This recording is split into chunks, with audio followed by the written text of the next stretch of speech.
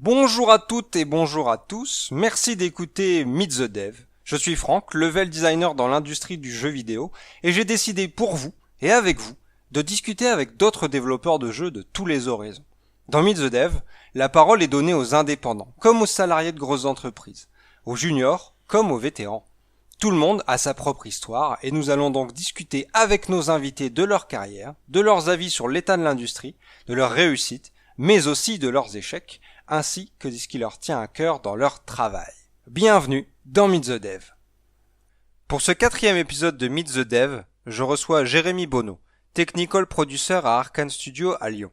Il nous parle de son parcours et comment il est passé de jeux casual à un studio à l'aura hardcore, en passant par du mobile. Suite à ces expériences, il nous exprime aussi son lien très proche avec les testeurs de jeux et les buildmasters. Et en fin d'épisode, on reviendra sur les récentes polémiques autour du crunch. Meet the Dev, épisode 4, c'est parti. Bonjour Jérémy. Salut Franck. Alors Jérémy, je commence immédiatement avec 3 grandes questions existentielles pour ce podcast. Qui es-tu? D'où viens-tu? Et que fais-tu? Alors, qu'est-ce que je fais? Je suis producteur à Arkane Studio à Lyon, où je m'occupe principalement des équipes techniques, encadrer en fait des équipes qui s'occupent de tout ce qui est autour du moteur et des outils pour le développement de jeux. Et d'où viens-tu? Je viens d'Aix-en-Provence, dans le sud de la France. Lyon, c'est un peu la limite que je ne peux pas dépasser, sinon après il fait trop Dans froid. le nord, quoi. Voilà, c'est ça. C'est D'un le vrai pingouin. sudiste, du coup. Du coup, on va revenir un peu sur ton expérience, comment t'es rentré sur l'industrie. Je suppose que t'as fait des études, et du coup, est-ce que t'as toujours été dans l'industrie du jeu vidéo, ou est-ce que, à la base, tu voulais faire autre chose? Comment t'es arrivé à mettre le pied dans l'industrie, en fait? Au début des années 2000, même un peu avant, où j'étais tombé sur une émission de Oula. Game One qui s'appelait Focus. En gros, c'était une émission documentaire où des journalistes de Game One donc allaient dans les studios de développement et en fait demandaient aux gens de présenter leur travail. Donc il y avait travail de programmeur, d'artiste, Ok. de graphiste, etc., de game designer. Je sais plus précisément quel documentaire a eu en moi le déclic de me dire je veux faire du jeu vidéo. J'ai eu un cheminement quand même parce que au début je voulais faire testeur de jeux vidéo mais pour la presse. Ouais. J'aimais bien jouer aux jeux vidéo, j'étais au collège donc j'avais beaucoup de temps pour ça. Et au final donc j'ai fait des études en école d'ingé pour être programmeur. Puis en fait, au milieu de mes études d'ingénieur, je me suis dit que ça allait pas le faire et qu'au final, je voulais plutôt être dans le management D'accord. d'équipe, mais toujours dans le jeu vidéo. Et dans le côté technique, déjà, ou est-ce que tu disais, pour l'instant, c'est juste le jeu vidéo, le côté technique m'attire pas forcément dans le management Déjà mettre un pied dans l'industrie du jeu vidéo, dans un métier qui se rapproche du management de production. Et ensuite, on verra. Mais c'est vrai que vu mon background, j'ai une certaine affinité avec la partie technique Oui, d'un forcément. projet tel qu'un projet de jeu vidéo. Et cette expérience-là, peut-être les méthodes de réflexion, tu sens que ça te facilite encore aujourd'hui le dialogue que tu peux avoir avec tes équipes ou est-ce que l'expérience que tu as eue depuis fait que non, tu y penses plus du tout? Alors, ça m'a aidé au début quand j'ai commencé à m'adapter rapidement en fait. C'est-à-dire que quand je parlais avec un programmeur, je comprenais ce qu'il faisait, je savais quelles étaient ses contraintes en partie et ça me permettait d'être plus rapidement efficace. Aujourd'hui, c'est vrai qu'avec le vécu que je peux avoir, c'est totalement différent. Je suis moins sur l'analyse permanente de ce qu'on dit, c'est devenu vraiment plus naturel quoi. Et du coup, à partir de là, donc tu fais ta formation, tu fais une formation un peu pour te spécialiser ou te mettre le pied à l'étrier pour aller dans le jeu vidéo. Donc mon école d'ingénieur avait un partenariat avec une école de management pour faire du management général, c'est-à-dire c'était un cursus double diplôme où en gros la dernière année tu étais dans l'école de management et tu faisais tout, tu faisais de la finance, tu faisais du marketing, de la gestion de projet, de la gestion humaine. Et pour trouver un stage, donc c'est là où ça a commencé à se compliquer, c'est que malgré mon profil ingénieur et manager, Technique. Ouais. impossible de trouver un stage dans le jeu vidéo. J'ai dû envoyer je ne sais pas combien de CV à n'importe quel studio. Je me posais vraiment des questions en me disant mais pourquoi mon profil n'intéresse pas les sociétés. Bon, j'avais postulé à Ubisoft, enfin les grands classiques quoi. Dans toute la France ou tu t'étais focus sur une région ou peut-être même Alors toute la ailleurs? France et même le monde entier quoi. J'étais en mode mort de Ok. faim. J'avais enfin j'ai vraiment envoyé des centaines et des centaines de lettres de motivation. Mais j'ai quand même pas mal appris. Et ça me permettait de me remettre un peu en question, tu vois. Et je me suis posé la question, mais pourquoi les gens sont pas intéressés par mon CV? Et en fait, le truc qui m'a sauté aux yeux, c'est qu'il n'y avait pas marqué jeu vidéo dans mon. D'accord, ouais, c'est un peu la question que j'ai exposée. Avec le recul, qu'est-ce qui fait selon toi que ça marchait pas? Eh ben, c'était que j'avais une formation généraliste. J'avais pas le label jeu vidéo en fait. Ouais, Comme on ouais. pourrait avoir quand on sort d'une école spécialisée, un cursus de 5 ans ou Mhm. de 3 ans, quand tu sors de l'Engmin ou d'une autre école de ce type-là.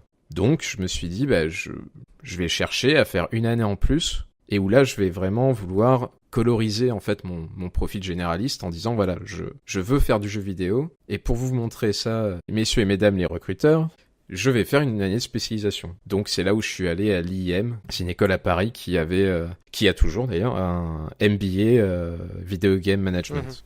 Où en gros D'accord. c'est sur un an, un cursus d'un an avec un stage de 6 mois. Donc en gros ça te fait 6 mois de cours, 6 mois de stage. On va appliquer en fait les théories du management aux jeux vidéo.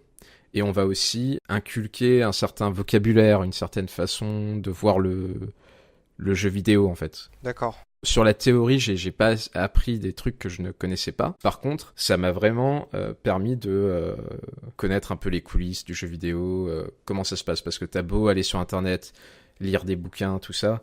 Quand t'as des intervenants qui ont 10 ans, 20 ans de jeux vidéo derrière eux, bah, quand ils parlent de leur expérience, de leur réussite, de leurs échecs. Et de suite, tu gagnes énormément en fait à les écouter et t'apprends énormément. Pour le MBA, j'avais fait mon stage donc dans une boîte en Isère qui s'appelle KD Productions, ou qui s'appelait, je sais plus si elle est encore en vie cette boîte, D'accord. où j'étais associé de producteur. Où ils faisaient des jeux vidéo du coup. Alors c'est un peu compliqué, mais c'était un studio de jeux vidéo qui avait été créé par une société qui s'appelle le groupe KD, qui est une grosse boîte en fait de jouets pour enfants, D'accord.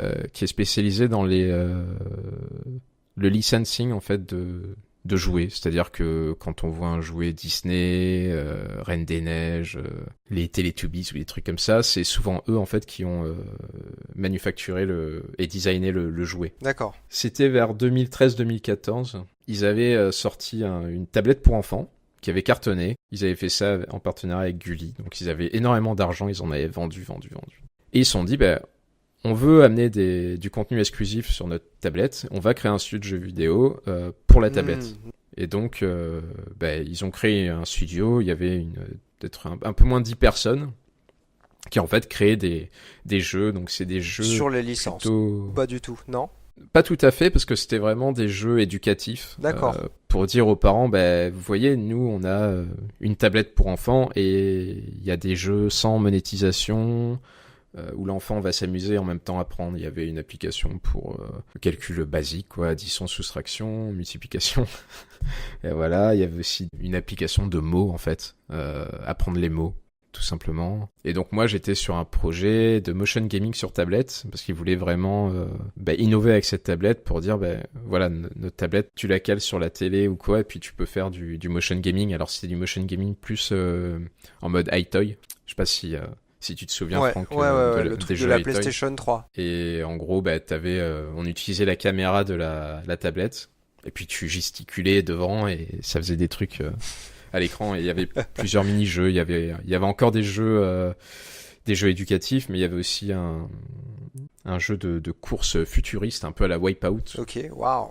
Ça allait vite Voilà, du coup. mais assez modeste, mais bon, c'était un bon souvenir puisque l'équipe était très sympa avec moi pour mes débuts et puis après on a vraiment, on s'était éclaté même si le contexte était difficile parce que pas beaucoup de temps pour faire pour finir les projets Ouais, et pas beaucoup de moyens en fait. forcément, ouais.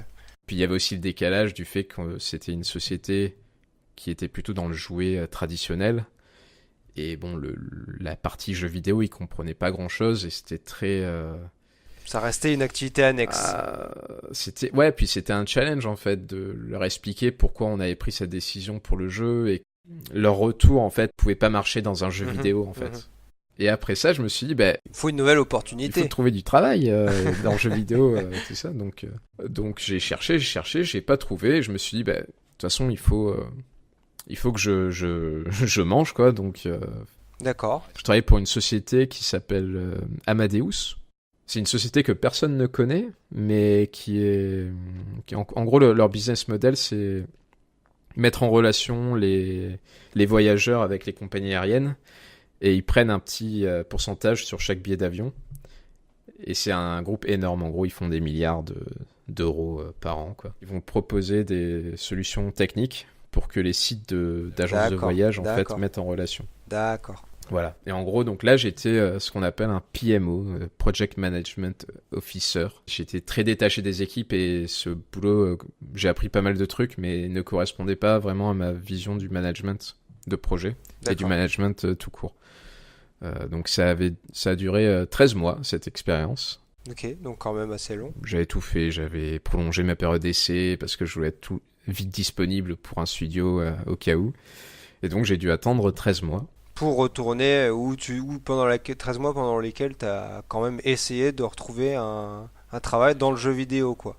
Exactement. Renvoyer les CV aux gens qui m'avaient déjà dit non, c'était assez cocasse, quoi. Mais bon, j'ai rien lâché. Puis il s'avère que je me suis fait des très bons potes dans mon ancien dans le stage que j'ai effectué. Donc à KD. Voilà, à KD.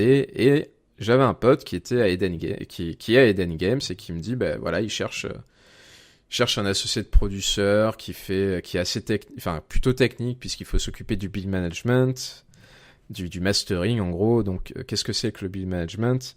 En gros, c'est s'occuper du projet plutôt sur le côté création du package qui va être envoyé sur les stores en fait, sur les stores Apple, Google ou même sur les DVD. C'est ça en gros le build management, c'est assembler tous les composants du jeu pour en faire un élément, un package lisible par les plateformes. Pour le faire encore plus généraliste, c'est toi qui fais le build, c'est toi qui sors l'exé, quoi. C'est un gros résumé, mais... Voilà, il y a ça, puis aussi c'est monitorer la santé de l'environnement de développement. C'est-à-dire qu'il faut s'assurer que l'environnement de développement n'est pas cassé parce qu'un programmeur a repoussé une nouvelle feature qui est buggée, qui fait crasher le jeu chez toutes les autres personnes, ou le moteur, voilà, et ça empêche les gens de travailler, donc c'est un peu... Ou de la mauvaise data, un level qui marche pas bien. Ou de la mauvaise data, voilà. Donc là, t'arrives et j'arrive pas à faire le parallèle et je pense, est-ce que c'est pas compliqué pour les auditeurs, je me pose la question de faire le parallèle ou la différence entre le build master que, si j'ai bien compris, dont tu prends la position, et le QA qu'on peut connaître qui est le testeur, etc. Est-ce que la différence à ce moment-là, elle est marquée ou est-ce que les deux s'entremêlent un petit peu ? Alors les deux s'entremêlent carrément. À Eden, quand j'arrive les premiers jours, c'est en gros mon rôle va évoluer avec le temps, mais je dois m'assurer que la build est saine et que on puisse l'envoyer en toute confiance à Apple ou à Google. Parce que là à Eden Games c'était du mobile. Ouais, on n'est pas revenu là-dessus, mais du coup c'est après la chute du gros Eden. Eden a été refait et est reparti sur du jeu mobile, du jeu de course. Du coup, à ce moment-là, tu travailles sur un jeu de course. Hein. Voilà, donc je travaille sur Gear Club, qui est un jeu de course sur mobile. Je crois que j'arrive 2 semaines avant qu'on ship le jeu sur Apple TV. Ah ouais. Ouais. Et donc voilà, donc il a fallu que j'apprenne. C'est quelque chose que je faisais pas du tout à KD. À KD, j'étais vraiment dans la gestion de production, la gestion d'équipe.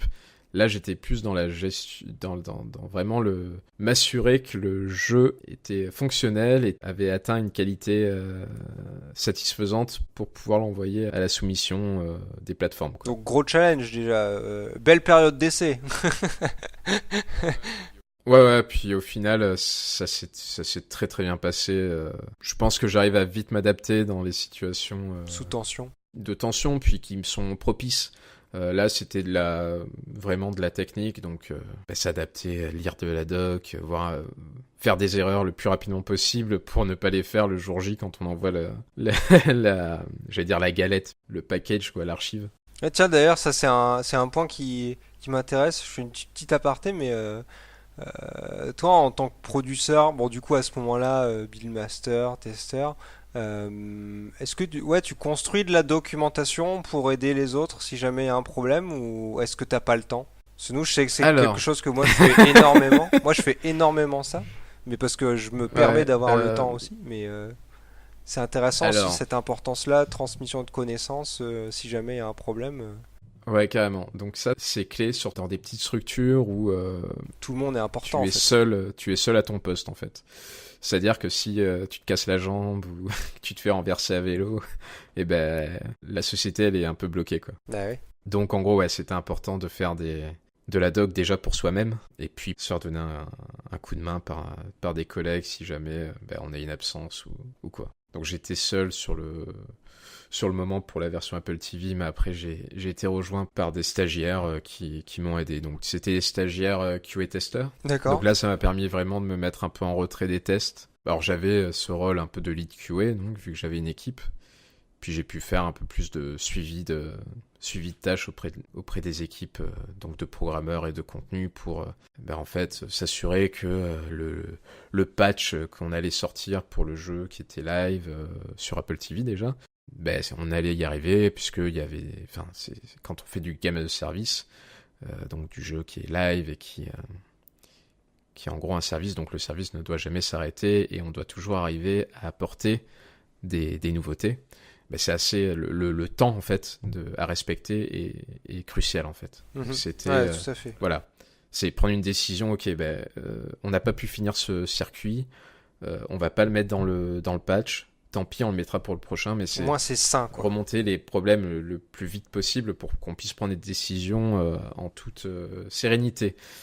Ça après c'est la théorie. Souvent souvent la pratique c'est autre chose. En théorie, tout studio qui fait du gaz en tout cas, Donc game as a service, hein, on le voilà, rappelle. du game as a service, doit respecter ça. Tu vas rester combien de temps à Eden? En tout, ça va faire 2 ans, 3 ans? Non, c'est encore plus court que ça. C'était 1 an et demi.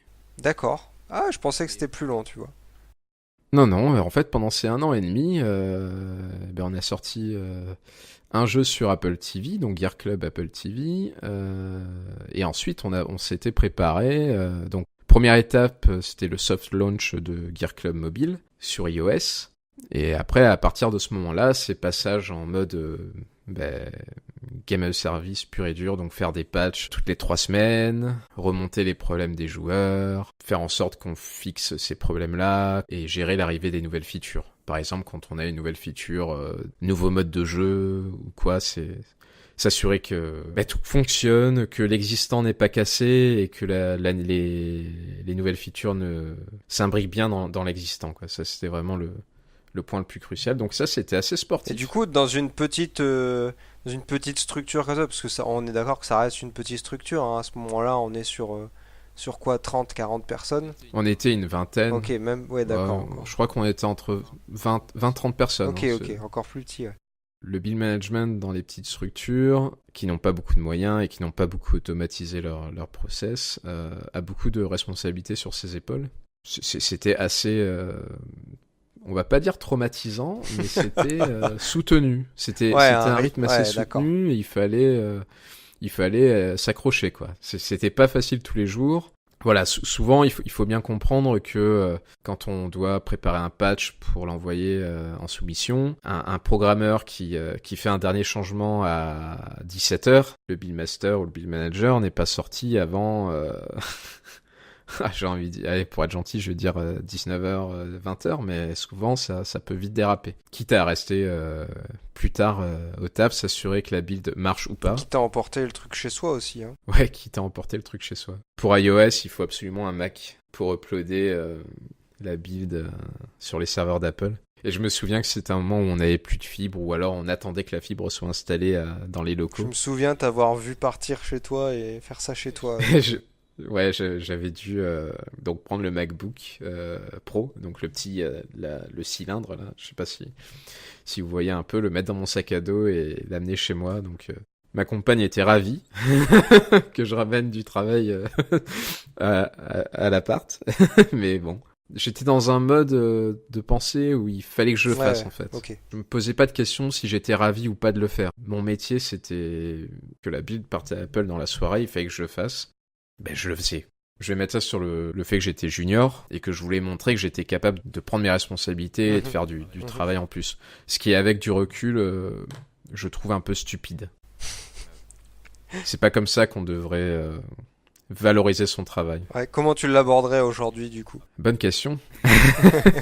Alors, comment je pourrais l'aborder aujourd'hui avec un peu plus de sagesse et d'expérience? Je me suis rappelé d'une intervenante qui était pendant mon MBA à l'IM, qui nous avait dit vous faites du jeu vidéo, et ben c'est pas un boulot à McDo où vous retournez des steaks hachés, mais c'est pas non plus un métier de chirurgien où on a la vie de personne entre ses doigts. C'est vraiment le fun, donc il faut avoir du fun. Je pense que ça, je partirais du principe qu'il n'y a pas péril en la demeure, surtout dans ce cas-là, quand j'étais à Eden, où on était une société indépendante, donc le patch parte dans la nuit ou le lendemain matin, ça n'allait pas avoir de grandes conséquences. J'aurais dû penser plus à ces petits mots-là de... Ouais. Ben, on fait du jeu vidéo, on fait ça pour le fun. Enfin, en tout cas, moi, je fais ça pour le fun. On n'est pas pilote d'avion, on n'a pas 100 personnes dans l'avion. Aujourd'hui, je relativiserai vraiment mon travail pour mieux le vivre, en fait.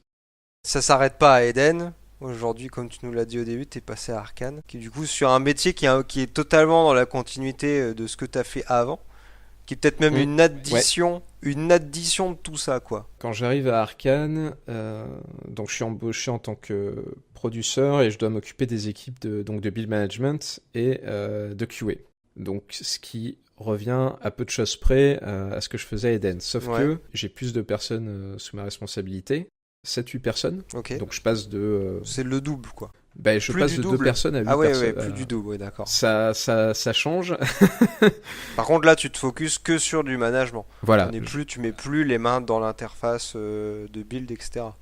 Alors ce qui est intéressant, c'est que je demande quand même à apprendre pour être capable de le faire et Au cas où. pouvoir comprendre ce qui se passe, parce qu'en fait le process était totalement différent de ce qu'on avait à Eden, puisque les plateformes ne sont pas les mêmes, puis les moyens ne sont pas les mêmes, les types de jeux ne sont pas les mêmes, le nombre de développeurs n'est pas le même.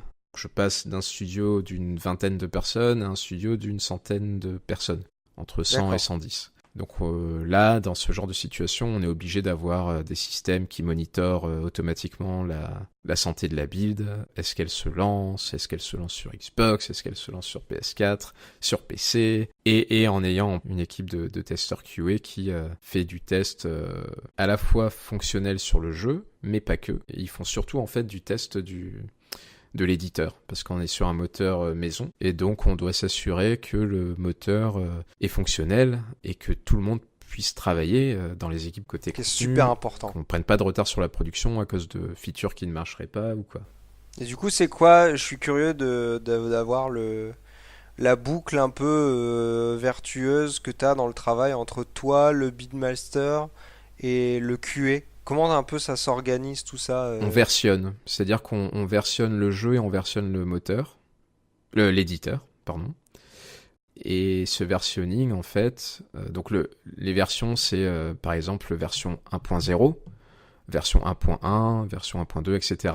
Et en fait, on itère, on fait de l'itération sur une version précédente. C'est un équilibre entre un service un service QA une équipe QA qui valide une version, et en fait derrière une équipe de buildmaster qui s'assure de préparer la nouvelle version. Voilà, dans les grandes lignes, ce serait ça. Donc c'est vraiment deux métiers qui s'imbriquent. L'équipe buildmaster a souvent été issue du QA en fait. Oui, non, mais je te pose la question parce que c'est vraiment le titre de Buildmaster, c'est pas un titre qu'on retrouve encore partout. Je pense que c'est encore un titre de poste qui est relativement assez nouveau. Typiquement, dans mon studio, on a des gens qui gèrent les builds, etc. Mais il n'y a pas de personne qui a ce titre-là, par exemple. C'est fait par les Hmm. testeurs. C'est pour ça que je voulais te poser la question sur comment ça fonctionne un peu entre les deux. Et Alors quelle est la la différence? différence, c'est qu'il y a le build manager qui prépare les versions en fait, et le QA testeur, le dev testeur qui va tester et faire en sorte de régresser les D'accord, bugs sur d'accord, cette d'accord, version-là, de la valider. d'accord, d'accord. Intéressant. Build manager, c'est un métier qui est assez complet parce qu'on est en interface avec tous les métiers du studio. On est un peu le référent des outils. Enfin, on nous pose souvent des questions sur ah, comment je fais pour tester ça si je suis dans tel contexte, etc. Mhm, Donc mhm. c'est vraiment un poste qui est très important et ça fait partie d'une des évolutions possibles d'un poste de dev tester. Et donc j'ai fait ce taf-là sur Death of the Outsider, sur le dernier jeu, le standalone de Dishonored 2. D'accord. Bon, il y a à peu Il y a près à peu un près an. un an, oui. Déjà à peu près un peu plus d'un an. En même temps que Death of the Outsider, on était en train de préparer la version Scorpio de Dishonored 2. Ouais, parce que la Scorpio aussi sortait à la fin de l'année. Scorpio qui était le nom de code de la One X, Xbox voilà. One La X, c'est Xbox ça? One X. Ouais. Autant pour moi. Après ce projet-là, tu as pris une autre position pour arriver à ce que tu nous disais au début, à gérer l'équipe technique, quoi. Voilà, donc aujourd'hui, ça fait quelques temps que je m'occupe donc. Alors toujours des équipes QA et management pour le moment, et aussi des équipes donc de programmeurs, mais plus côté tech, c'est-à-dire des programmeurs tool, des programmeurs moteurs et des programmeurs rendus. C'est en somme tout ce qui n'est pas du gameplay, en gros. Je m'occupe de ça maintenant à Arcane. Du coup, là-dedans, aujourd'hui, tu es le plus épanoui que jamais, j'imagine. Parce qu'au final, c'est un peu le poste pour lequel tu avais candidaté à la base. C'était le poste, oui, en tout cas j'avais fait l'entretien pour un poste similaire. Et au final, on m'avait mis sur du QA, du build management, de par mon passif en fait à Eden. C'est surtout qu'après comment dire, de pas des bâtons dans les roues parce que on m'en a pas mis, mais c'était quand même long d'arriver jusque là.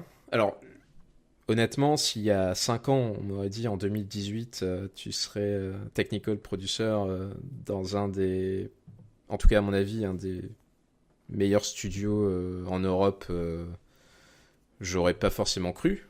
Donc je suis moi-même surpris en fait d'être arrivé là aussi vite. Mais je suis assez content quand même. Je suis très très content.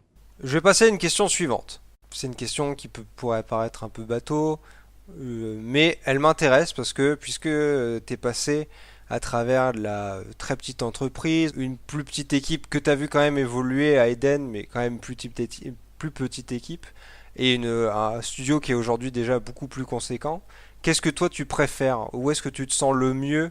S'il y a un endroit où tu te sens le mieux en fait. Ce que je vis aujourd'hui à Arcane est vraiment je pense le point, la balance entre la taille de projet, la taille d'équipe, l'ambition, c'est vraiment le point parfait quoi. C'est le sweet spot quoi. L'avantage d'être dans une boîte un peu plus structurée qu'une petite boîte, c'est que il y a certaines tâches en fait qu'on fait pas, des tâches qui sont répétitives, pas forcément plaisantes. À Arcane, il y a beaucoup de tâches qui ont été automatisées au fil du temps. Et donc, on peut on se permet d'être vraiment focalisé sur les tâches à valeur ajoutée. Donc, Ouais. c'est vraiment plaisant en fait. Alors que dans des petites structures, ça va plus être du bricolage à la limite. Ce qui est normal puisque les moyens sont pas les mêmes. Donc, Et justement sur cette notion de bricolage, ou toi qui es passé par le Build Master, la gestion, encore aujourd'hui même du QA, en ayant fait toi-même, il y a un manque de valorisation au niveau de tout ce qui est QA, peut-être que ce soit QA gameplay ou QA de outils. Il y a un manque de valorisation et du coup, toi, comment t'as abordé le sujet quand toi tu faisais ça et comment ça influence ce que tu as vécu, comment ça influence la manière de gérer ces gens-là que tu as pu avoir, quoi. alors, métier qui touche de près à la qualité, donc que ce soit testeur QA ou dev testeur, c'est pas des métiers évidents. Faut bien savoir une chose, c'est que quand on fait un projet de jeu et qu'on est testeur, on ne joue pas un jeu fini avant très très longtemps. Dans l'esprit des gens du grand public, c'est jouer un jeu toute la journée, mais en fait ce n'est pas du tout le cas.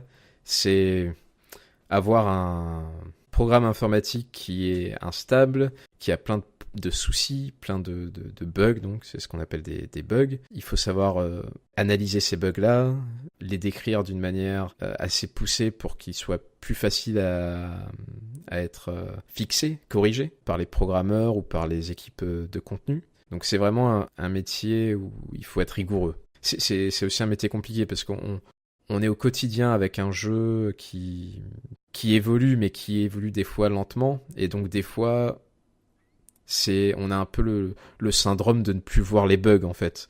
C'est un boulot éprouvant quand même.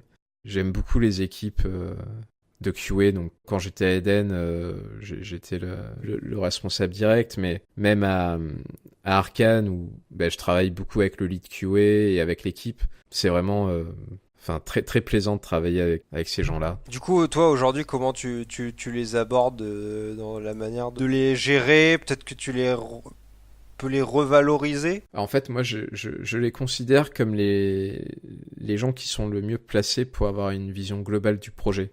Ok, c'est intéressant. C'est vraiment le baromètre de l'état du jeu. Tu parles de l'état fonctionnel ou de la qualité de l'expérience de jeu? Les deux. Souvent, tu vas avoir des métiers comme game designer où les gens sont répartis par feature ou par système. Et donc, ils ont une vision de leur système très très bonne. Mais quand il s'agit de la vision globale du projet et du jeu, c'est là où c'est un peu plus compliqué parce que justement, ils sont pas sur le même niveau de concentration. QA, on est obligé d'avoir une vision globale du jeu parce qu'on peut pas être spécialisé sur une feature. Enfin, c'est facile à faire quand on a beaucoup de testeurs, mais quand on a un nombre limité de testeurs, vaut mieux s'attarder à avoir une vision globale. Enfin, en tout cas, c'est mon avis et c'est ce que je prône. C'est un métier très très important, essentiel même. C'est peut-être pour ça aussi qu'on peut avoir beaucoup de ponts qui se créent entre le QA et d'autres corps de métier en fait, parce que souvent, l'exemple typique, et c'est un peu celui dont tu essayes de parler je pense, c'est les QA qui deviennent designers. Ça arrive assez fréquemment je dirais. Moi j'en connais déjà plusieurs personnellement, des gens qui étaient QA qui sont devenus designers, ou qui étaient QA et qui sont devenus autre chose dans la prod parce que ils avaient cette vision du projet et ils ont identifié des besoins ou des endroits où ça penchait, où ils sont plus proposés aussi pour venir filer un coup de main sur d'autres trucs. En gros, il y a beaucoup de testeurs qui... Enfin, beaucoup. Je sais pas, je dis beaucoup comme ça, hein, mais il y a pas mal de testeurs que je connais qui ont évolué sur des postes de production. Donc associé de producteur ou producteur. En tout cas, à Arcane, on a des passerelles pour d'autres métiers. Donc, par exemple, du level design, par exemple. Ouais, tout à fait. Ça peut être une porte d'entrée pour entrer dans le jeu vidéo, et il y a des évolutions intéressantes quand même. Ouais, c'est souvent l'image qu'on en fait aux étudiants quand même, hein. C'est essayer d'être tué. Mais dans ce sens-là où ce que j'aime pas trop moi dans ce discours-là en général, des gens qui en font ou qui font cette proposition aux étudiants, souvent aux étudiants game designers, c'est de dire prenez le QA et après vous ferez autre chose quoi. Dans le sens QA c'est vraiment le bas niveau alors que c'est essentiel quoi aujourd'hui. Il y a encore certains soucis dans l'industrie du jeu vidéo, donc en matière globale, certains studios qui considèrent, ou même des sociétés de prestation de tests, qui considèrent le testeur comme limite un citoyen de seconde zone, quoi. Parce que pas forcément de qualification, pas des diplômes avec +5 ou un truc comme ça. C'est une certaine tranche de l'industrie, Bien sûr, qui considère qu'en fait, testeur, c'est jouer un jeu et c'est pas vraiment un métier. C'est vrai que dans les années 90, et c'est pour ça, il y a beaucoup de gens qui sont dans le jeu vidéo aujourd'hui qui ont 40 ans, qui ont commencé par le QA, parce qu'il y avait que ça. C'était très facile d'accès, c'était des sociétés comme Infogrames qui recrutaient à tour de bras des testeurs, puis c'est voilà, vas-y, on a reçu une cartouche de tel jeu, il faut tester, tu vois. Et il y en a certains qui sont restés dans ce mindset où en gros c'est c'est facile testeur, il n'y a pas besoin de qualification. Et au contraire, aujourd'hui, nous, quand on recrute un dev testeur, on s'attarde sur certains points, dont sa qualification, son expérience. Si c'est quelqu'un qui a entrepris des études techniques, qui a commencé à faire de la programmation par exemple, et qui est pas allé jusqu'au bout, qui ne se sent pas de faire programmeur. Ça peut arriver. Tu peux commencer des études et te dire, c'est pas mon truc, mais j'ai quand même acquis des connaissances que je peux appliquer dans un poste de dev tester. Tout à fait. Bah, surtout, il y a une certaine logique déjà, je pense. Oui. Et pareil sur des étudiants qui viendraient d'écoles de jeux vidéo qui auraient appris le level design ou le game design. Aujourd'hui, il y a tellement d'écoles qui forment des game designers qu'il y a forcément des étudiants qui se retrouvent sans rien, et les plus chanceux trouvent des voies d'entrée dans le QA. Tout à fait. Je crois que c'était ton invité du premier épisode qui parlait de ce phénomène-là. C'est qu'il y a énormément d'écoles de jeux vidéo. Alors je fais des guillemets, parce que très peu d'écoles qui valent le coup en France. Il va y avoir Engmin et Superfogame. Mais sinon, le reste, il y a beaucoup d'écoles privées. En plus, c'est des études qui sont très très chères, très onéreuses. C'est pas une voie de garage, quoi, le QA.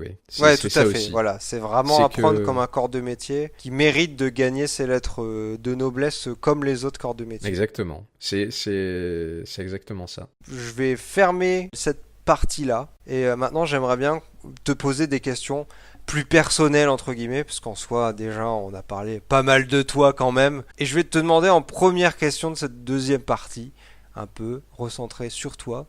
Moi, je veux savoir qu'est-ce qui te fait vibrer aujourd'hui dans ton taf, tu vois. C'est quoi ton carburant? On pourrait penser que c'est simple de répondre à cette question, mais en fait, c'est un peu compliqué de mettre des mots sur ça. Ah, il faut travailler sur soi-même. C'est ça. Alors, j'ai voulu faire du jeu vidéo pour travailler avec des passionnés. D'accord. Des gens qui aiment aussi la même chose que toi, c'est-à-dire les jeux vidéo et dont le but c'est de faire des jeux de qualité qui peuvent être remarquables et remarqués. Et ça, c'est ça que j'aime bien dans mon boulot aujourd'hui, c'est que j'ai des équipes qui sont, des membres d'équipe qui sont vraiment passionnés par ce qu'ils font. Ils sont très pointus dans leur domaine, ils sont très intéressants à écouter.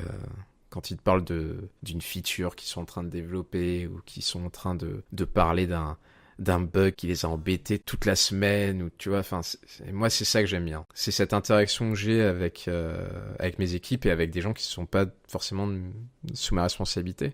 Du coup, toi aujourd'hui en tant que producteur, ce qui va te motiver, c'est plus ton équipe, ce que fait ton équipe, et les retours qu'ils te donnent plus que le projet par exemple. Alors le projet, c'est important en tant que producteur d'avoir la partie projet est pas à négliger, mais vraiment, moi, ce qui me plaît, c'est de voir que les équipes tournent bien, que les features sont développées sans trop d'embûches, que quand il y a des embûches, des problèmes, des cas bloquants, il faut discuter, c'est dans la discussion, la réflexion. Et en fait, c'est d'animer tout ça qui est vraiment plaisant. Votre rôle, c'est un peu un rôle de facilitateur au final. C'est ça, facilitateur, des fois négociateur, diplomate. C'est souvent ça, parce que souvent tu vas te retrouver avec un problème qui va bloquer une équipe. Si tu solves pas ce problème-là, tu vas perdre beaucoup de temps. Mais en même temps, si tu débauches des gens pour s'attaquer à ce problème-là, tu vas ralentir d'autres équipes. Et donc en gros, c'est jongler.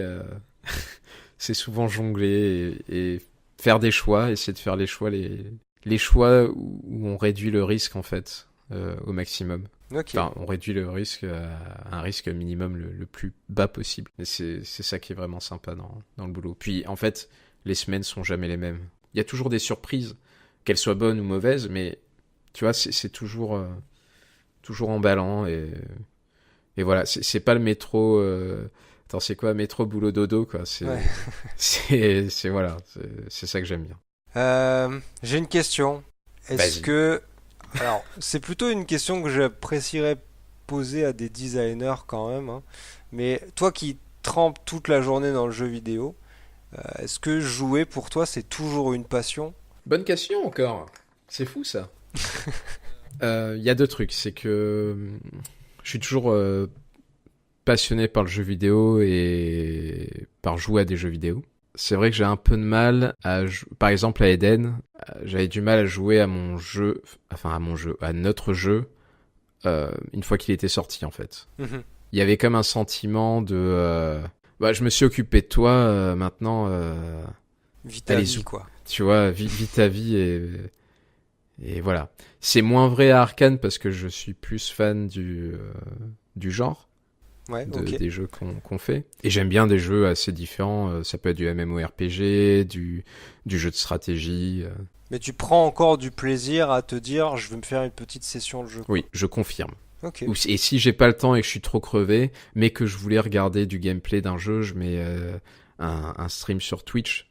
ok, Et ça, c'est vraiment ok. bien. Quand on n'a pas le temps, ça dépanne bien, tu vois. Ouais, ouais, carrément, bah, je suis totalement d'accord. Tu vois, puis en plus, c'est bien parce que à travers les streams, tu vois la réaction des gens. Mhm. Ouais, carrément. Quand ils jouent avec d'autres personnes, quand ils jouent en solo et qu'ils sont là, ils trouvent un Easter egg, ils sont sur le cul, tu vois, enfin c'est vraiment plaisant. C'est une autre manière aussi de rester au jus, quoi. Du coup, j'ai une troisième partie qui est plus orientée vers l'industrie. Et là, j'ai quelques questions, mais tu voulais parler d'un sujet un peu brûlant. Je vais commencer d'abord par mes questions, on fera le sujet brûlant après, d'accord? Comme ça, tu vas On t'échauffer un fait, peu la langue. voilà, on fait une montée en température gentille. Ah, c'est ça. Du coup, tu en as déjà parlé un peu avant, mais c'est un sujet moi qui me tient beaucoup à cœur. C'est de savoir, toi qui as fait justement des formations qui étaient totalement différentes, mais qui croisent probablement des gens qui sortent de formations en jeux vidéo, alors que ce soit sans doute programmation, artiste, game design. Qu'est-ce que tu penses toi de ces formations spécialisées? Et il y a peut-être probablement des manques aussi que tu pourrais nous dire sur certains métiers qui sont pas forcément dédiés aux jeux vidéo dans leur formation. Pour le métier de programmeur, c'est pas indispensable d'avoir fait 5 ans d'études Ok. dans une école de jeux vidéo. On peut avoir fait des études d'informatique, un diplôme d'ingénieur ou un master Mhm, à la mhm. fac. L'important, ça va être de pratiquer en fait, de pratiquer la programmation de jeu. Je pense que quelqu'un qui n'a pas d'école estampillée jeux vidéo peut très bien s'en sortir. Après, c'est vrai que sur les métiers spécifiques aux jeux vidéo qu'on a du mal à retrouver dans d'autres industries, c'est vrai que c'est intéressant d'être issu d'un cursus spécialisé. Mais surtout, ce qui est important, c'est de pratiquer, de faire des projets. Ouais, bien sûr, bien sûr. C'est ce qu'on dira toujours, Mais hein. même si vous n'êtes pas dans une école de game design, rien ne vous empêche de faire un petit jeu, même déjà sur papier. Ou par exemple, si vous êtes pas dans une école de level designer, vous pouvez quand même prendre un éditeur Unreal ou autre et faire une petite map, quoi. Carrément. Et montrer les intentions, montrer qu'on a réfléchi. Et artiste, pareil, je pense que par exemple, artiste, il y a certains métiers où, par exemple, avoir un truc estampillé jeu vidéo n'est pas forcément nécessaire. Je pense à concept artiste. Concept artiste, ça va surtout être dans le talent artistique et la vision qu'on a de l'imaginaire en fait. Enfin, tu vois, c'est Ouais, Émilie nous en parlait dans l'épisode 2 à ce sujet. Mais du coup, il y a aussi, moi ce que j'aime bien mettre en avant, c'est aussi le côté, les compétences techniques sont importantes à avoir et à montrer qu'on en a, c'est important. L'entreprise aussi, quand elle embauche quelqu'un, elle est là aussi pour la remettre à niveau de son équipe et à lui apprendre des choses. Et du coup, par contre, on veut être sûr d'embaucher quelqu'un qu'on peut intégrer dans l'équipe. oui, les valeurs un peu la personnalité de la personne, voir Son attitude, sa manière de réfléchir aussi peut-être. sa manière de réfléchir, sa manière de voir sa place au sein de la société. Hein. Typiquement, quand tu prends un junior, je pense il y a une attention toute particulière à lui apporter. Ouais. Le fait qu'il soit épanoui dans son métier, c'est très important de lui proposer des sujets qui lui permettent de monter en compétences, par Mhm, exemple. mhm. Donc c'est faire vraiment une attention toute particulière à ça. Alors qu'un gars avec un peu plus de bouteilles, c'est surtout lui proposer du challenge. C'est ça en fait qui va le convaincre à venir rejoindre ton équipe. Et du coup, vu qu'on parle de junior, j'aime bien aller à l'extrême opposé.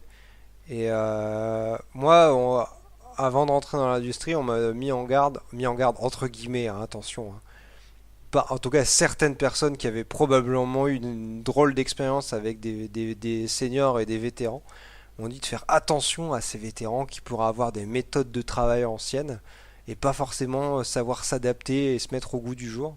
Est-ce que toi, tu as eu des profils comme ça? Comment tu les abordes? Et peut-être que pour toi, c'est tous les vétérans comme ça ou pas du tout? Ou Alors comment non, ça moi je marche? trouve que les vétérans, c'est... Les vétérans, bon, c'est comme s'ils avaient fait la guerre ou quoi, mais Ah, il y a quelque eu un part, des moment où fois, la c'était la production de guerre, je jeux pense, vidéo, hein. c'est... Moi je trouve qu'ils sont très intéressants, parce que même si des fois ils sont plutôt... ils font preuve de résistance, des fois au changement, c'est toujours intéressant de les écouter. Je pense que l'important, c'est d'être ouvert d'esprit, d'écouter les personnes quand on est face à des gens qui sont bornés et qui vont te justifier que bah, ça fait 30 ans que je fais du jeu vidéo et donc je sais mieux que toi.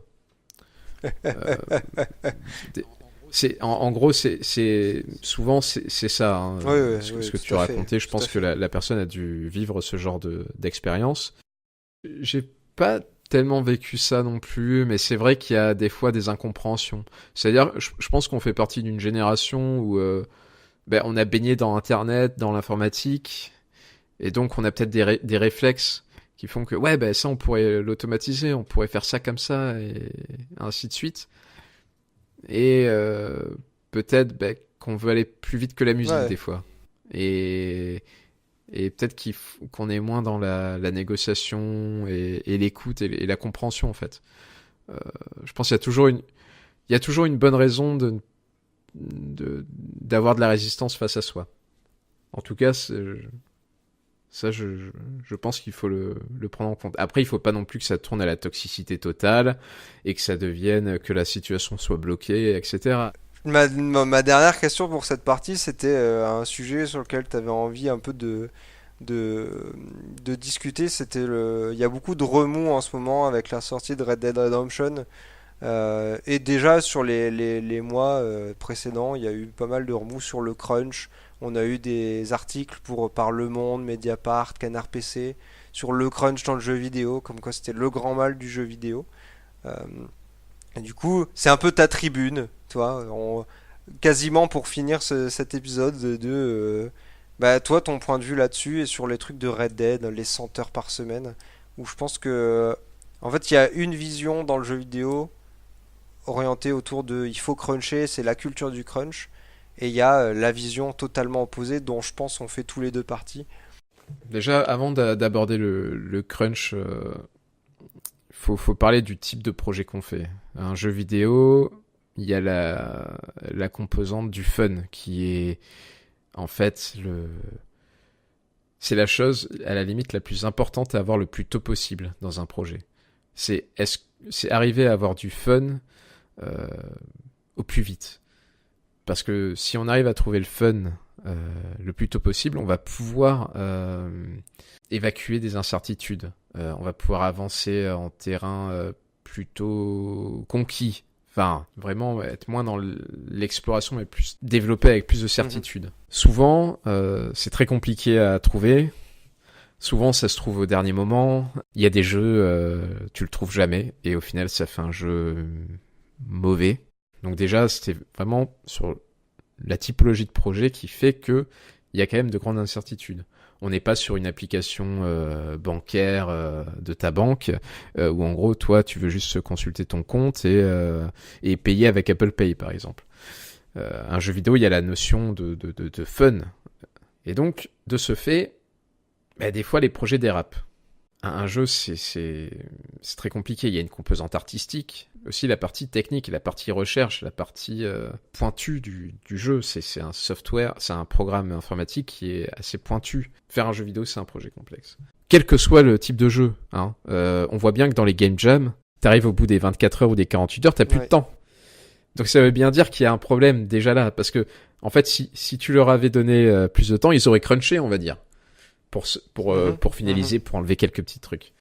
Déjà, le crunch, c'est un échec des équipes de Moi, management. je suis à 100% d'accord avec ça. C'est de leur responsabilité, c'est qu'elles n'ont peut-être pas évalué les risques, de manière suffisante. Elles n'ont pas ajusté le périmètre du projet par rapport aux effectifs des équipes ou aux connaissances des équipes. Parce que souvent, si on part sur une nouvelle techno, eh bien, il faut prendre en compte ce temps de formation, d'adaptation à une nouvelle techno. Déjà, je pense que les responsables, ce sont les équipes de management. Moi, j'ai souvent eu des échos comme quoi le crunch était nécessaire pour faire un jeu vidéo de qualité.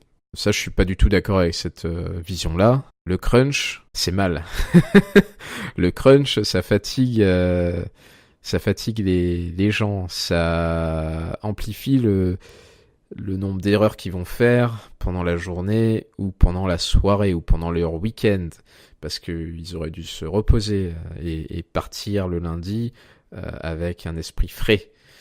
Donc pour moi, c'est totalement contre-productif. On pense que c'est productif sur le coup, mais en fait, sur le long terme, c'est tout à fait contre-productif. On va se retrouver avec des gens qui sont fatigués, qui sont, pour ceux qui sont pas en burn-out, qui sont lessivés, qui sont vraiment à deux doigts du burn-out, donc il faut les ménager. Et en plus, on n'a pas forcément un meilleur jeu. Alors ça dépend. Si le jeu avant le crunch, il est pas texturé, il est pas voicé, il n'y a pas de voix, il n'y a pas de son, il n'y a rien et le jeu est nul, oui, bien sûr que ça va faire un meilleur jeu, mais parce que tu pars de très bas. Moi, je suis d'avis que le crunch peut être toléré sur un dernier mois. Voilà, on est en train de peaufiner le truc, on est vraiment des passionnés, et allez, on fait un peu plus le soir, mais on va pas venir le week-end. Ça c'est vraiment un truc que j'aurais du mal, moi, à le vivre. Après, il y a des cas où on peut prendre des décisions au niveau d'une boîte de dire voilà, là il va falloir faire des heures sup, mais à ce moment-là, il va falloir respecter le droit du travail, les payer et les encadrer et les limiter, parce qu'on peut pas faire, je sais plus quel est le nombre d'heures maximales d'heures sup qu'on peut faire en une semaine. Je crois que c'est une dizaine d'heures par semaine. Voilà, mais il faut limiter, et puis pour un employé évidemment, on parle pas de quelqu'un qui est cadre. Hein. Mais même physiologiquement. Un cadre aussi, il va avoir sa limite. C'est sûr. Sa limite physiologique. Bien sûr. Il faut l'encadrer et il faut surtout que les règles soient les mêmes pour tout le monde et qu'elles soient respectées. Voilà à peu près ce que j'en pense du crunch. C'est pas forcément évitable à 100%. Souvent, on sait que ça va cruncher un petit peu ou beaucoup. Et il faut savoir prendre des décisions pour limiter, en fait. Oui, et puis il faut savoir reconnaître l'erreur et pouvoir compenser. Voilà. Moi, je pense que la base, déjà, c'est de payer les heures supplémentaires. C'est que le crunch soit payé, qu'il soit pas évidemment forcé, ou même... ah oui, il faut qu'il soit indemnisé de manière correcte. Et puis pour revenir sur l'histoire de Red Dead Redemption, j'ai quand même l'impression que tout ça a eu quand même un effet pervers. Et j'ai l'impression que ça a été un atout marketing. C'est mon avis, hein. Bien sûr que les gens à la base s'en sont plaints, les gens qui travaillent à Rockstar, les femmes des salariés, tout ça s'en sont plaints, mais j'ai l'impression que ça a été récupéré et que le message n'est pas vraiment passé. Je sais pas si t'es de mon avis, Franck. Je sais pas, ils s'en sont bien pris dans la tête quand même. Mais en fait, je pense qu'il y a deux points de vue. Il y a le point de vue des gens qui travaillent de l'industrie. J'ai l'impression que pour eux, voilà, c'était un jeu où les gens ont fait 100 heures par semaine et donc c'est un super jeu de qualité. Exactement. Et ça me gêne. Ça, c'est vraiment le point qui me gêne. Mais si tu te souviens, il y avait Crytek qui avait utilisé un peu le même genre d'argument en disant oh là là, regardez, ce soir c'est incroyable, c'est génial, on est à notre 11 millième repas de crunch en quelques semaines. Je sais plus sur quel projet c'était. Je sais plus, mais les joueurs s'étaient dit c'est incroyable, vous faites tout pour faire un bon jeu, alors qu'en fait c'est terrible quoi. Terrible pour le jeu déjà, parce que ça veut dire qu'il est loin des attentes, que ce soit des attentes pour le studio ou des attentes pour les joueurs. Il y a des gens qui parlent du fait que l'industrie de jeux vidéo soit pas mature. Je sais pas si c'est un problème de maturité, parce que si on prend des projets complexes, tu vois, genre des avions militaires, des avions supersoniques ou des trucs comme ça, c'est compliqué et souvent il y a les coûts explosent, le temps de travail explose, tout ça. Par exemple, même pour comment ça s'appelle, le réacteur nucléaire là, l'EPR. Tous les mois on entend il y a ça qui va pas au final, il y a si, puis les fondations n'ont pas été faites aux normes ou des trucs comme ça, et donc il faut refaire. Et donc les gens travaillent de nuit, tout ça. Le BTP, c'est mature comme industrie, et pourtant il y a des soucis. Il y a des soucis de retard, il y a des soucis de gens qui travaillent beaucoup. Je sais pas si c'est vraiment dû à l'âge de l'industrie du jeu vidéo. Ce que tu veux dire, c'est qu'il y a des problèmes partout et c'est pas forcément la maturité ou la date, c'est plus la manière dont on C'est va plutôt la qu'on complexité va... des projets. Puis la manière d'aborder aussi, de Et proposer oui, des solutions. Tu vois. exactement. Mais la maturité, non, parce que je pense qu'il y a des productions qui se passent bien, il y a des studios qui ne font pas de crunch, parce que ce Ouais, n'est tout pas à dans fait, la bien sûr. culture du studio. Il y a des Ou studios extrêmement rarement. Et ou quand extrêmement c'est rarement, rarement, c'est oui. compensé. Euh, Et c'est fait dans la bonne humeur et avec l'accord de tout le monde. Après, ça dépend ce qu'on met derrière le mot crunch, mais si c'est une semaine d'heures sup et que tu travailles jusqu'à 20h au lieu de partir à 17h, j'appelle pas ça du crunch, j'appelle ça des heures sup. Le crunch, c'est quand vraiment le compteur d'heures sup explose et que c'est le soir jusqu'à 23h, c'est les samedis, Et dimanches. même le week-end, Voilà. quoi. Ça, c'est horrible. Oui, c'est... Quand il y en a trop, c'est trop. T'as beau aimer ton travail, c'est pas pour ça que... Exactement, ouais. c'est un peu... Et je ne sais pas quel est ton avis là-dessus, ça m'intéresse, mais ce qu'on a vu dans les articles, il y a des artistes du monde qui l'ont très bien pointé, c'est un peu l'instrumentalisation de la passion du jeu vidéo. Et moi, c'est un truc que je m'efforce à mettre en avant auprès des juniors, c'est ne soyez pas aveuglés par votre passion et le fait que vous soyez heureux de travailler dans le jeu vidéo pour accepter n'importe quoi et vous soumettre à plein de choses qui sont extrêmement néfastes. Ouais, je suis à peu près du même avis. Sauf que c'est compliqué. Quand on est junior, on a envie de prouver. Et souvent, tu tombes dans ce travers-là. Et c'est vrai que c'est la passion, mais c'est aussi l'envie de prouver. L'envie de... Tu vois, de dire, ben voilà, mon employeur m'a fait confiance, je vais jusqu'au bout du truc et je pense qu'il y en a, c'est comme ça en tout cas chez les juniors. Ouais, mais est-ce que tu peux pas juste prouver sur ton temps de Oui, travail? oui, mais tu sais, c'est plus que plus, quoi, tu vois, c'est toujours plus. Parce que c'est hyper concurrentiel aussi le jeu vidéo. C'est surtout quand t'es junior. Souvent, il y a des gens qui font un stage dans le jeu vidéo, puis ils repartent, ils continuent pas après. Et parce que c'est très concurrentiel, il y a beaucoup de candidats pour très peu de postes. Les entreprises en profitent. J'ai envie de croire que non. En fait, ça dépend. Des petites structures, oui, elles vont en profiter. Des structures qui ne sont pas cadrées. Il n'y a pas de délégué du personnel, par exemple, ou il n'y a pas de vrai service RH. Souvent, sous le prétexte que le droit du travail, c'est compliqué, tout ça, ben, font une grosse entorse au code du travail. Mais je pense qu'en tout cas, dans les plus grosses structures, c'est quand même un peu plus contrôlé, les heures sup sont rémunérées. Bah écoute, je pense que ça conclut parfaitement cette dernière partie d'épisode. Il y a encore juste quelques questions, vraiment, qui vont faire la conclusion de cet épisode, si tu le veux bien. Et évidemment, ma première question, bon, ce sera tes recos en fait. Est-ce que tu as des recos, lectures, chaîne YouTube sur le jeu vidéo, l'industrie du jeu vidéo, peut-être le management, vu que tu fais ça? La parole est à toi. Alors les chaînes YouTube, il y a déjà ton invité du premier épisode qui Ouais. avait parlé de Extra Credit.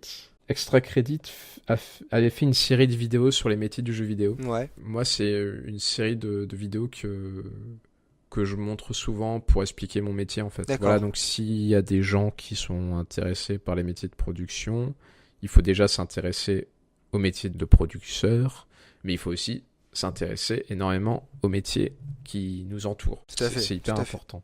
Après, j'ai des recommandations, ça va plutôt être sur des sites que je trouve intéressants quand on débute ou qu'on a envie de se renseigner. Ça va être Gamasutra. Pour le coup, là, il y a des articles de beaucoup de disciplines. C'est un site qui est vraiment cool et qui est à consulter. Même, je pense que même toi, tu dois le consulter souvent. Il y a souvent des articles Ouais, bien sûr. très intéressants. Et après, il y a les vidéos des GDC. Donc, il y a une chaîne YouTube. Ouais, tout à fait. Voilà, donc la GDC, c'est les Game Developer Conference. Et en gros, c'est des conférences filmées des anciennes GDC passées, en fait. Donc, il y a des trucs qui sont très vieux, hein, des trucs de 2011, de 2000, tout ça, qui sont quand même très enrichissants. Souvent, les gens vont parler de ce qu'ils ont fait pour que ça se passe bien. Il y en a aussi qui vont parler de comment ils sont plantés, quoi. Et qu'est-ce qu'ils ont fait pour pour régler la situation. Donc c'est plutôt très intéressant. Bah, c'est magnifique parce que du coup, ça te permet d'enchaîner sur la dernière question de cet épisode. Et après, je te laisse tranquille, je te le promets. C'est qu'on dit souvent qu'il faut échouer, hein, comme tu dis, pour ensuite réussir. Est-ce que toi, tu as un échec ou une erreur dans ton parcours, dans ton expérience que tu voudrais partager, qui t'a appris quelque chose? Ça va remonter à loin, mais c'est un échec assez cuisant, que ce soit pour moi et pour mon entourage, en gros. J'étais parti. Alors, j'ai fait un bac STI pour pour l'histoire. J'étais parti avant en première S. Et la même année où sortait World of Warcraft. Et j'ai passé énormément de temps sur World of Warcraft. J'avais fait un calcul combiné de tous mes slash played de mes persos et j'avais passé en gros sur un an un tiers de mon temps à jouer à WoW. Ce qui représente quand même 8 heures par jour. Donc je vous laisse imaginer la gueule de mon bulletin de notes au dernier trimestre de... Oui, voilà. 8 heures par jour, J'avais c'est énormément... pas mal, quand même. voilà, j'étais dans des guildes. J'étais dans une guilde qui était très performante sur le serveur sur lequel j'étais. On m'avait donné des responsabilités, tout ça. Déjà, le petit côté manager qui se développait, quoi. Ça tombe bien ce que tu dis, parce qu'en gros, bah, qui dit échec scolaire, dit les parents qui sont convoqués, tout ça, et puis mes parents qui essayent de comprendre, en gros, pourquoi je passe autant de temps sur ce jeu. Et j'aurais dit oui, mais sur ce jeu, on m'a donné des responsabilités, je fais des trucs qui m'intéressent, j'aide les gens à s'améliorer dans leur gameplay, j'élabore des stratégies pour les boss, tout ça. Et au final, bah, plus je joue, plus je suis content de ce que je fais dans le jeu. Et en fait, mes parents ont eu cette réflexion-là, ils m'ont dit, mais ce que tu arrives à faire dans le jeu, pourquoi tu n'essayes pas de le faire dans la vraie vie et d'appliquer vraiment ce que tu viens de nous dire là, mais dans la réalité. Et là, ça a été vraiment un déclic pour moi, où en gros, bah, je me suis dit, mais en fait, ils ont raison. Je me suis prouvé à moi-même que j'étais capable d'avoir des responsabilités alors que j'avais 15 ans, 15-16 ans. Et c'est aussi une période de la vie où bah, l'adolescence, c'est pas évident. Et là, vraiment, ça a été un échec donc de pas faire de première S, un bac S, et prépa, tout ça. Mais je me suis dit, mais utilise ce que tu as fait dans ce jeu, dans WoW, et applique-le à ta vie, quoi. Applique cette discipline que tu avais dans le jeu, tout ça, parce que j'étais très carré. Enfin, je sais pas s'il y en a qui ont joué à WoW dans des guildes un peu militaires et qui ont fait des raids à 40 joueurs, mais il fallait être quand même assez discipliné, tout ça. Et en gros, voilà, j'ai retouché à WoW 8 ans après, quand j'avais fini mes études. Et au final de cet échec, parce que l'échec scolaire, je pense que c'est un échec qui peut être très douloureux et qui peut faire beaucoup de dégâts. Mais j'ai vraiment réussi à retourner la vapeur en quelque sorte. Et à me dire, ben voilà, tu lâches pas. Et je pense que ça m'a aidé surtout quand je suis sorti d'études où je me disais, ben j'ai fait les diplômes qu'il fallait pour trouver dans le jeu vidéo et que je trouvais pas. Et je me suis dit, mais tu peux pas, tu peux pas lâcher maintenant, quoi. Tu continues, quoi. Tu continues à chercher, tu cherches des solutions, tu contactes des gens, j'avais même fait un podcast à l'époque avec des amis de lycée sur un site qui s'appelait Game Guide pour qui traitait de jeux vidéo. Enfin, je me suis jamais découragé. Il y a des moments qui étaient pas évidents, mais... Et au final, tu l'as fait. Passer passer du paladin, paladin dans World of Warcraft, pas du tout. Produceur du paladin au World of Warcraft pour faire du jeu pour enfants. Ensuite, puis du jeu mobile. Très casu au jeu. Alors, à la culture hardcore, sans savoir ce sur quoi tu travailles aujourd'hui, mais Arcane à l'image de la culture hardcore. Bah, ou en tout cas, très poussé. C'est beau, quoi. Beau parcours, belle progression, belle évolution, je pense. Oui. Tout ça en gérant des gens, c'est beau. En te gérant toi, en plus. Bah, de toute façon, c'est en tout cas un conseil, quel que soit le métier qu'on vise et quel que soit le métier qu'on souhaite faire dans le jeu vidéo. Et en fait, dans n'importe quelle industrie, c'est d'abord de se remettre en cause soi-même constamment, de jamais se satisfaire en fait. Une citation que j'ai lâchée il y a pas longtemps et dont je suis fier, donc du coup je vais la lâcher dans cet épisode, c'est que le jeu vidéo c'est une industrie où on itère beaucoup sur son produit, mais la première chose sur laquelle on doit itérer, c'est soi-même. Putain, c'est beau ça. Ça c'est beau. Salut, c'est C'est beau, beau, hein. Franck, ce que tu dis. Je sais, merci beaucoup. Bah écoute, Jérémy, je vais te laisser là du coup. Je te remercie énormément d'avoir participé Bah, merci de à Meet m'avoir the invité. Dev. On sent que t'as gagné énormément de sagesse. Ouais, mais ça, c'est parce que tu me connais d'avant. Bah allez, je te laisse là. Merci encore une Eh fois. ben, merci encore, Franck. Allez, à la À prochaine, la toi aussi. prochaine. Bon courage. Bye.